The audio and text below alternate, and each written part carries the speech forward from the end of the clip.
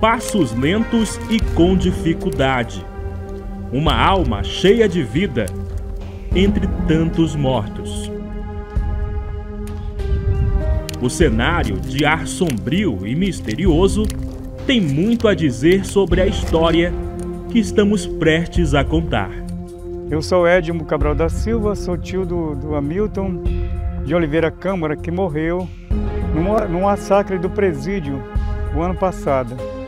É a primeira vez que seu Edmo visita o túmulo do sobrinho desde que o corpo foi enterrado, em agosto de 2019. Hamilton foi assassinado durante um dos maiores massacres já vistos no país. Eu vejo como se fosse uma fatalidade também, sabe? Então é uma notícia muito assim desagradável. Difícil imaginar que o silêncio se faria tão presente por aqui. O epicentro de um dos maiores massacres em unidades prisionais da história do Brasil está diante de nossos olhos.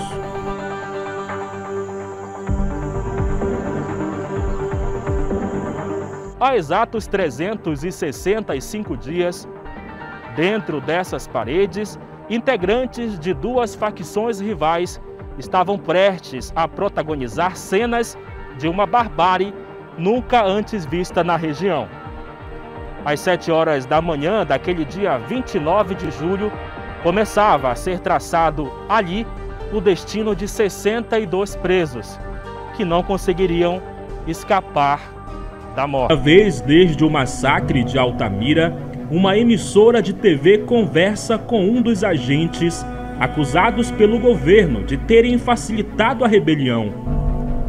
William Costa da Silva quebra o silêncio e desabafa. Se nós avisamos que realmente poderia acontecer a qualquer momento, eles teriam que preservar a nossa segurança, né, dos funcionários, né, porque naquele momento a gente estava lidando ali com uma situação difícil. O cara pediu para fazer uma faxina, é de costume isso. O cara fazia a faxina, dar uma varridinha ali deixa eu só dar uma varridinha aqui para não ficar sujo. Aí nessa que o cara varrendo com ele aqui, que ele passando a vassoura, o outro passou um por trás dele. E ele estava apreensivo, ele não ia poder falar, tu não pode ir lá. E o cara veio até a mim no portão. Aí foi quando o cara perguntou se eu tinha um remédio para dar. Isso é de costume a gente pagar medicação por preço. E eu meti a mão no bolso e fui dar. Quando eu meti a mão no bolso, o cara segurou meu braço. Eu pensei que era uma brincadeira do cara. Quando eu vi o cara me puxando, não te dá uma de herói não. Ele puxou a faca e botou no meu pescoço. Quando eu olhei para cima, já tinha outro cara com o Diego. Aí ele falou, não dá uma de herói. Ele falou, a chave tá aqui, é só pegar. A entrevista exclusiva à Record TV você acompanha daqui a pouco. Assim que ficou sabendo da rebelião, seu Edmo procurou acalmar a família. Mas o experiente profissional da saúde, acostumado a lidar com situações desesperadoras, não pôde controlar um sentimento maior que qualquer tentativa: a aflição. Realmente é muito angustiante, né? Porque a gente fica naquela incerteza, naquela indecisão. Meu Deus, será que meu parente está no meio, meu sobrinho está no meio, a família todinha ligando, tio, você está sabendo alguma coisa? Porque eu trabalho na saúde, né? A gente tem os contatos e tudo, né? E ficava me ligando querendo informação. Eu digo, olha, gente, vamos guardar para aguardar a lista que vão passar a lista dos que foram a óbito. Como de fato aconteceu, eles passaram a lista dos detentos que foram a óbito, que foram assassinados, na verdade, né? A confirmação da morte de um familiar. Seu Edmo lembra dos conselhos que costumava dar a Hamilton, ainda quando estava preso. O tio, que amava o sobrinho, não conseguiu livrá-lo da morte. Sempre eu dizia para ela, paciência, que você vai sair, um dia você sai. Não chegou, infelizmente não chegou. Hamilton respondia, o ameaçava constantemente. Já a segunda praticava bullying por conta de um problema de gagueira que o jovem tinha. Olha, é difícil até de pensar, viu? Porque a pessoa trancada dentro ele estava numa espécie de um container, né? Container de aço, a pessoa trancafiada. e de repente começaram a jogar fogo incendiário esse container, onde ele estava junto com os colegas dele. É uma situação de, sei lá, é dificílima uma situação dessas aí, porque a pessoa morrer dessa maneira é uma morte muito agonizante, né? A pessoa digamos, não tem nem opção para procurar se salvar. É até emocionante porque a gente perder assim, um ente querido não é fácil, né? Da maneira que ele se foi, né? Que ele foi executado de uma maneira muito trágica, que além de morto, eu não sei como ele foi morto, sabe-se que ele foi carbonizado. Ele foi carbonizado, que para ser identificado o corpo dele teve que ser feito DNA da mãe dele, que eu levei. Eu sou responsável pela mãe dele, que a mãe dele também, ela apresenta problema de saúde, ela sofreu um AVC e ficou com diagnóstico de demência. Então eu, perante a justiça, como profissional de saúde também, né, que é minha cunhada na verdade, eu que fiquei responsável por ela, eu que levei ela lá no IML para fazer a coleta de material do DNA, né? Então ele foi identificado através do DNA, porque não teria como. Tudo isso foi sofrimento para você? Deus o livre, moço, nem quero imaginar a maneira que a minha pressão subiu, eu sou hipertensa, minha esposa também, a mãe dele. Por umas 2 vezes eu tive crise hipertensiva lá no IML, né? Não acho que você vai esquecer isso? Não esquecer não, ninguém não esquece, né? A gente tenta assim, digamos assim, se consolar. Deus é que dá o consolo, agora esquecer jamais, ninguém não vai esquecer nunca isso aí. A cada nova notícia, o desespero aumentava e o apego à fé foi a única saída para os familiares dos detentos. Sem a mínima noção do que acontecia lá dentro, as primeiras informações eram desencontradas e deixavam tudo mais difícil. E aí a gente ficou lá fora até horas e horas da tarde para que essa lista saísse para confirmar, né? Quantos óbitos. Demorou mais uma hora e eu fui lá para frente. E aí tinha muita gente já, bastante gente orando, mãe chorando, pai desesperado, esposa, né? E aí foi muito triste, dava pra gente escutar lá de fora, tremendo, né? O pessoal gritando, pedindo socorro. Aquele peso, estava assim muito triste. 58 homens morreram depois que integrantes de uma organização criminosa rival invadiu a ala onde eles estavam. Os que não morreram decapitados foram impedidos de sair de contêineres, onde a grande fumaça exalada provocou uma morte em série. Meu nome é correto? Coisas... não tem nem palavra para explicar. Sou Marcel Ferreira, perito criminal do Centro de Perícias Renato Chaves, em Altamira, há 10 anos. Por volta de 10h30, 11 horas, a polícia solicitou, então, a perícia no presídio, que foi justamente no momento que a Polícia, a Segurança Pública, né, juntamente com a PM, Corpo de Bombeiros, SAMU e a Polícia Civil, conseguiram conter a revolta, houve o acordo, né? Então, geralmente o IML, na verdade, o IML, o Instituto de Criminalística, na verdade, é o último a chegar no local de crime. Então, no presídio não foi diferente. Os agentes do Centro de Perícias Científicas presenciaram cenas de um filme de terror. Corpos espalhados pelos corredores, detentos tentando escapar da morte, desnorteados. Num momento desse de pânico, de luta pela própria sobrevivência, a tentativa deles é tentar se esconder da chama, né, da fumaça sufocante, de toda forma. Então eles tentavam entrar embaixo dos colchões, embaixo das camas, outros. Então é um momento realmente de terror, de desespero ali. E infelizmente não havia muita coisa que pudesse ser feita dada a situação, né, como ela se encontrou. A temperatura dentro de um container daquele, no momento de um incêndio daquele, chega praticamente a 800 graus Celsius. A partir do momento que a gente saiu de dentro da sala, que estavam os carrinhos esse carrinho de supermercado cheio de cabeça, que aí os agentes penitenciários começaram a falar, olha, os corpos estão tudo jogados aqui no pátio. E a gente começou a andar no pátio e procurava esse corpo é de qual cabeça? Ele ia formando, a gente ia botando ali pertinho, né? Para que a gente pudesse fazer o nosso trabalho.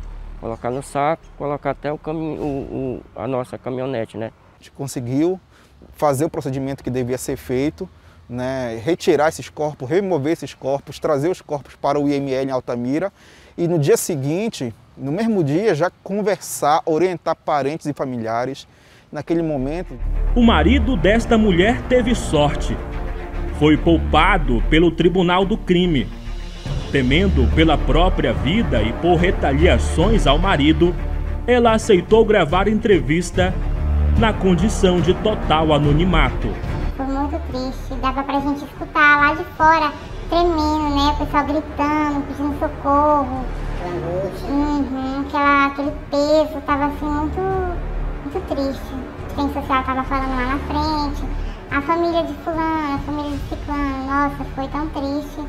Mas graças a Deus com meu esposo, né, não aconteceu nada, Deus guardou, Deus deu um livramento, né. Para meu irmão para casa, o Estado tem que mandar mais gente, capacitado, técnico, prioridade aqui esse povo, gente. Mesmo experientes em remoção de corpos e perícias, foi impossível não se impressionar com tanta barbárie. E muitas vezes coube a eles repassar a familiares a notícia que ninguém gostaria de ouvir. Eu dei a notícia para ela. Eu digo, olha, pelo conhecimento dos agentes penitenciários, que informou para a gente, realmente seu filho está no meio dos 58 mortos no presídio. E a reação dela? A reação dela na hora, ela até, o médico veio, olhou ela, viu a pressão dela, tá? Aí nós demos uma água para ela tomasse uma água, ficou sentadinha lá, tá? Mas é aquela coisa, aconteceu e foi a realidade. O desespero foi grande naquele momento, então a gente teve que fazer esse trabalho também, né? O perímetro em torno do próprio centro de perícias ficou muito tumultuado, então foi um trabalho mesmo que foi um aprendizado, né? Serviu de experiência, não só para mim enquanto servidor público, mas creio que para o órgão, para o Estado também foi um grande aprendizado, né? Para a instituição em termos de segurança pública. 62 detentos morreram no maior massacre já registrado em presídios no estado do Pará. A rebelião também revelou as faces e escancarou o sucateamento do sistema prisional em todo o estado. De acordo com o Conselho Nacional de Justiça, no dia em que aconteceu o massacre, estavam custodiados aqui 343 presos. O ideal seriam 163. William conhecia bem cada pavilhão, cada corredor. Presenciou pessoalmente celas lotadas. A partir de agora, em uma entrevista exclusiva, o agente feito refém durante a rebelião quebra o silêncio e revela detalhes inéditos sobre aquele dia 29 de julho de 2019. Eu sou William Costa da Silva, fui um dos agentes penitenciários feito de refém no massacre do ano passado. O servidor, hoje afastado de suas funções, relata pela primeira vez a uma equipe de televisão os minutos dramáticos. Até não gostavam de mim, do meu estilo de trabalho, e me ameaçaram de me matar, né? Alguns não, eles queriam me matar a todo momento. Tinha uns que queriam me matar, uns não queriam, não, deixa quieto, você deixa aí. E o próprio chefe deles falaram que não era para me matar, né? E aí aquela situação lá, vem aquelas coisas todas, a gente fica agoniado, né? E aí foi quando aconteceu a coisa, todo mundo você não vê nada, vê aquela fumaça, aquela coisa toda, um para lá, outro para cá, puxando para cá, você só via grito, aquelas coisas todas. E eu fiquei ali de cabeça baixa, agoniado, porque eu tenho um problema de pressão.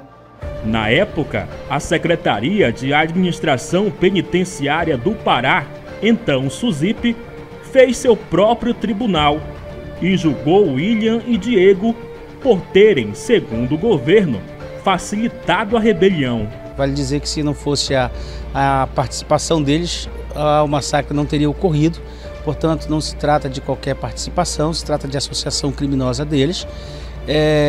Assim compreendeu o Ministério Público e assim deferiu a Justiça, a prisão temporária de ambos. Com a condenação sem direito à defesa na mesma velocidade, os agentes foram expulsos do sistema prisional. Esta é uma entrevista exclusiva. O William aceitou gravar com a equipe da Record TV Altamira. William, muito obrigado por aceitar falar pela primeira vez abertamente a uma emissora de TV. A Record TV está aqui para lhe dar a palavra e você fique à vontade para falar sobre o que aconteceu naquele dia 29 de julho. Eu aproveito para fazer uma pergunta que eu creio que seja uma das que as pessoas que presenciaram, viram pela mídia o acontecimento, têm vontade de fazer. O que realmente aconteceu naquele dia 29 de julho, a partir das 7 horas da manhã, naquela gravação de vídeo onde aparece a movimentação nos corredores do presídio? Nós estávamos no posto de serviço, que existe uma escala de serviço para certos funcionários em cada posto, né? Eram 2 funcionários naquele posto do corredor, onde aconteceu a saída dos internos do bloco A, para poder invadir o anexo, que é chamado um outro complexo penitenciário que ficava no fundo da penitenciária, que é chamado de anexo, onde eles puderam ir para lá e tentaram arrebentar o bloco B, que não tiveram êxito, né? No dia 27, houve uma abordagem de uma televisão, no qual foi encontrada uma arma de fogo, né? Acredito que foi um 38, não me lembro o calibre, 38, não me recordo agora qual o calibre da arma, mas foi uma arma de fogo. E, naquele momento, foi pego, foi feito o procedimento, levado a visitante para a delegacia, para os procedimentos cabíveis, só que nós esperávamos uma outra reação, né? Na verdade, da direção, em termos de, já que houve essa situação de ser apreendida uma arma de fogo, a visita teria que ser cancelada e no dia seguinte, como era outro dia de visita, na penitenciária antes eram 2 dias de visita, uma no sábado e outra no domingo. Então, nós acreditávamos que não teria visita no dia seguinte, que seria o nosso plantão, no dia 28, né?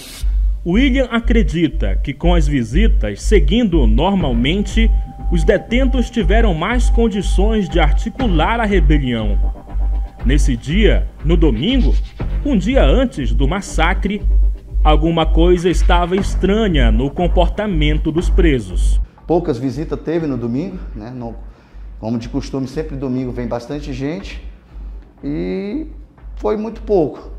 Aí quando chegou no final da visita, por volta de umas 15 horas, né? Estava se encerrando a visita, saiu uma visitante chorando, né? De lá, com um bilhete na mão. Aí, por coincidência, quem estava no balcão de revistas era eu, né? Poderia ser qualquer outro funcionário, mas naquele momento era eu que estava ali, né? Uma coincidência, né? E ela me perguntou sobre a diretora, como ela poderia falar para falar com a diretora. E eu falei que no momento, nos finais de semana, a diretora não se encontrava na casa penal, mas nós tínhamos um responsável que poderia tomar qualquer atitude por ela, né? E ela, então não, deixa para lá, não quero falar com ninguém não, me entregou esse bilhete, né? Aí nesse bilhete eu, por curiosidade, li, né? Aí lá estava informando que ia haver um massacre, só que citava só alguns nomes que seriam executados, né? Que seria o Sandro, o Alessandro da Silva Lima, conhecido como Sandro Rebojo, né? E mais dois internos, né? Que eram no bloco B, o bloco que eles não conseguiram arrebentar. E aí eu fiquei surpreendido com aquilo, eu já automaticamente entreguei para o meu superior. Ó, a mulher saiu chorando aí, entregou esse bilhete. E ele fez o procedimento correto, né? Comunicou a direção, comunicou o chefe de segurança, a diretora, mandou um print desse bilhete. E foi quando aí nós já ficamos apreensivos, né? O ex-agente prisional fala do procedimento padrão, desenvolvido um dia antes da maior chacina do estado. Aí foi quando pedimos o apoio do GTO para ser feita a tranca, só que não foi necessário. Trancamos a cadeia normalmente, eles não se rebelaram naquele momento, a gente estava apreensivo que poderia acontecer após a visita, mas não foi aquele momento, né? Isso foi no domingo. No domingo ainda. Às 16 horas a gente faz a tranca, né? De costume fazer a tranca, todo o domingo, né? Depois da visita se realiza a tranca das celas, né? Porque as celas têm um procedimento, elas se abrem por certos horários para banho de sol durante a semana e no dia de visita as celas todas são abertas. Você acredita então que hoje houve uma falha de atitude, uma falta de uma atitude mais enérgica já que já existia esse bilhete, um indício de que poderia acontecer alguma coisa? Sim, eu acredito que faltou um pouco mais da direção ser sensata nesse sentido, porque se nós avisamos que realmente poderia acontecer a qualquer momento, eles teriam que preservar da nossa... Aquele momento a gente estava lidando ali com uma situação difícil, né? E nós teríamos que ter o apoio da direção nesse momento, né? O dia do massacre. William passa a relatar a partir de agora e com absoluta exclusividade detentos da facção criminosa. Versão de acordo com seu depoimento, não levada em consideração pelo Estado. Durante a noite a gente ficou se revezando, reforcemos quarto de hora.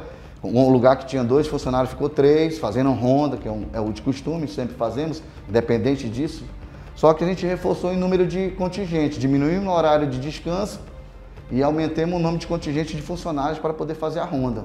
De domingo para segunda-feira, tinha algum movimento estranho? Você notou que o comportamento dos detentos estava diferente? Diferente, sim. Eles estavam mais... Eles costumam ficar fazendo muito barulho, né? Na noite conversando muito, e a gente via aquele silêncio, né? E para a gente que já tem um pouco de experiência, sabe que quando a cadeia está tranquila, não está nada bom, porque não existe cadeia tranquila. A cadeia tem que sempre estar movimentada, e a gente sentiu, todos nós, né? Principalmente eu que tenho quase 20 anos, eu trabalhei lá, 19 anos, e já tinha passado por essa situação, não é a primeira vez que eu tinha passado, já passei por outras vezes, e eu falei, ó, tem alguma coisa errada aí, vai acontecer alguma coisa. 29 de julho de 2019, o dia amanhece no Centro Regional de Recuperação. Os agentes seguem para os corredores das celas. Ficou eu e o Diego no posto do corredor, que eram 2 funcionários, e nós fomos pagar o café. Aí 6 horas, tiramos o pessoal da limpeza, aí tiramos os caras da limpeza normal, que era de costume tirar sempre 2 ou 3 internos que fazem a limpeza dos blocos carcerários, que é os que eles chamam de correria lá, né? Ficaram lá. Só que aí saiu mais 2 presos, né? No bloco A. Aí eu falei assim, ó, Diego, acho que tá estranho esses 2 caras saíram. Não, que eles vão pegar uma relação aqui. Aí ele falou, não, faz o seguinte, tu vai avisar o pessoal lá, que aí depois vão dizer que se acontecer alguma coisa, vão dizer que é culpa nossa, os caras estão soltos mais gente do que o normal. Aí beleza, ele foi lá, avisou o inspetor de equipe. Aí o inspetor de equipe, não, vai lá e tranca os caras. Aí o chefe de segurança também se encontrava na casa penal, falou, não, vai lá, vocês trancam os caras. Aí ele foi lá, conversou com os caras, mas quando a gente vai se trancar? Eu falei, vai lá e avisa de novo. Ele foi lá, avisou o pessoal, falou, então deixa lá, sem problema. William passa a narrar os acontecimentos de acordo com as imagens divulgadas pelo próprio Estado. Aí fomos para pagar o café, né? Como de costume, surdo. Aí, onde a gente foi pagar o café, que é aquelas imagens que vocês veem, a gente caminhando, que aceleraram, a gente ir lá para cá, ali é normal, a gente foi caminhando normal, paguei um café no bloco B. 2 garrafas dessas de 5 litros entra e você entrega uma sacola de pão para que o preso que está solto faça a distribuição conforme as celas. Entrega um bilhetinho com cela 1 tanto, cela 2 tanto, bem discriminado. Ele paga e devolve as garrafas para a gente retornar. Aí fomos lá, colocamos as garrafas e o pão do bloco A também. Quando a gente recolheu do B, beleza, deixamos lá fora. Aí foi quando a gente foi recolher do A. Aí nesse momento, o cara olhando e tal, varrendo normal, como procedimento normal, eles fazendo. Quando o Diego entrou, eu estava no primeiro portão.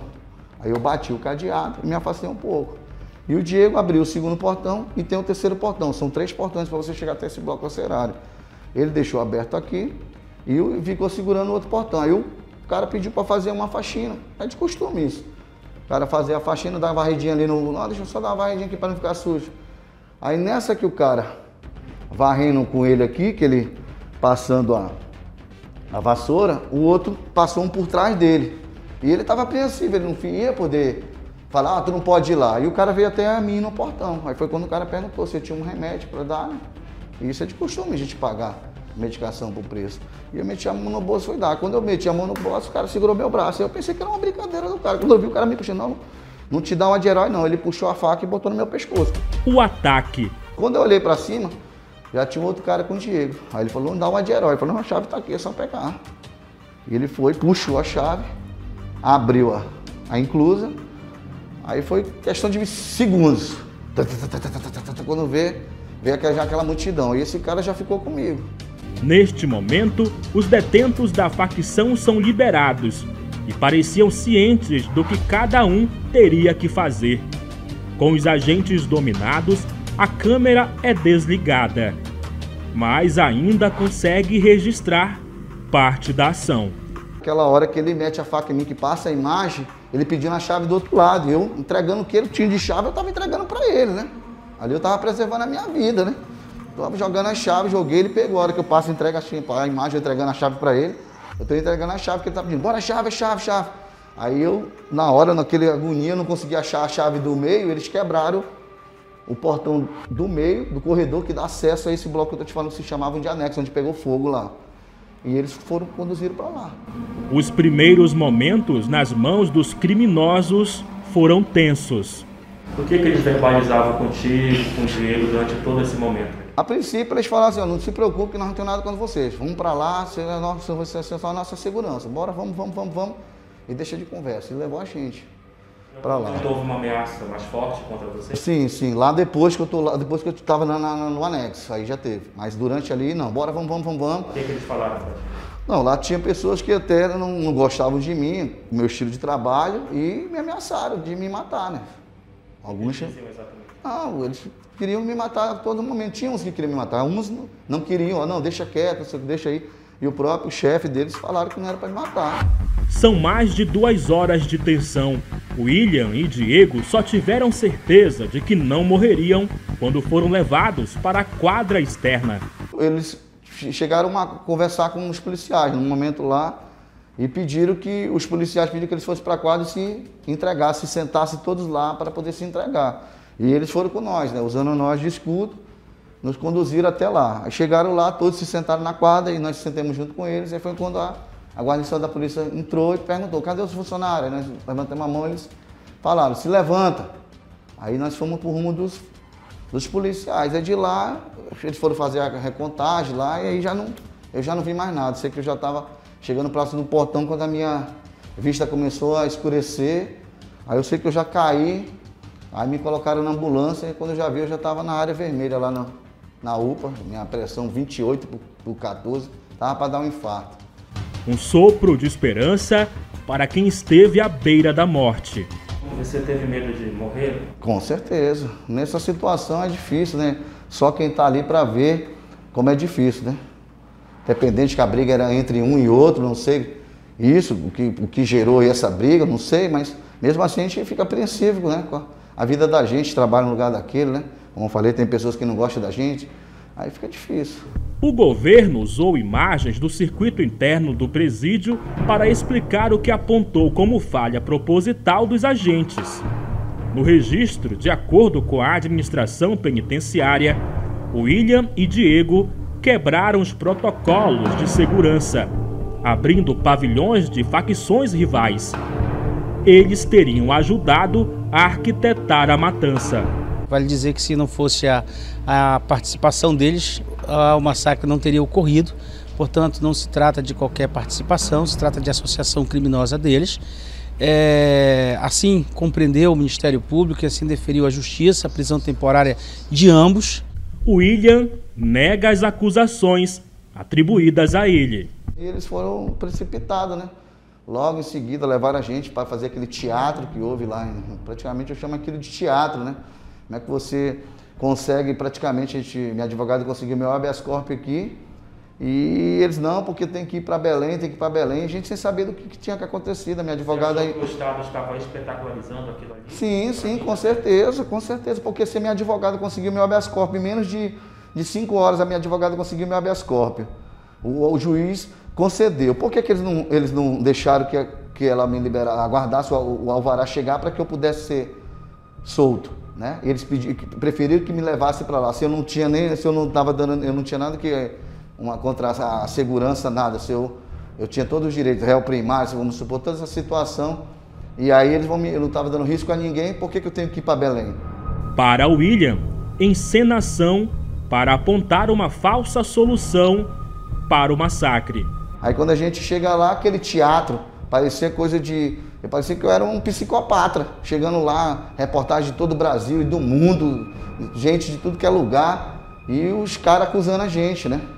Secretário de Segurança, secretário da SEAP, esse pessoal tudo lá acusando a gente, né? Como é que você te sentiu nesse momento? Poxa, uma pessoa lá, um lixo, né?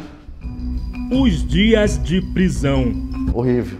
Não desejo para ninguém passar pela situação que eu passei, principalmente sendo injustiçado, você ser preso sem dever, né?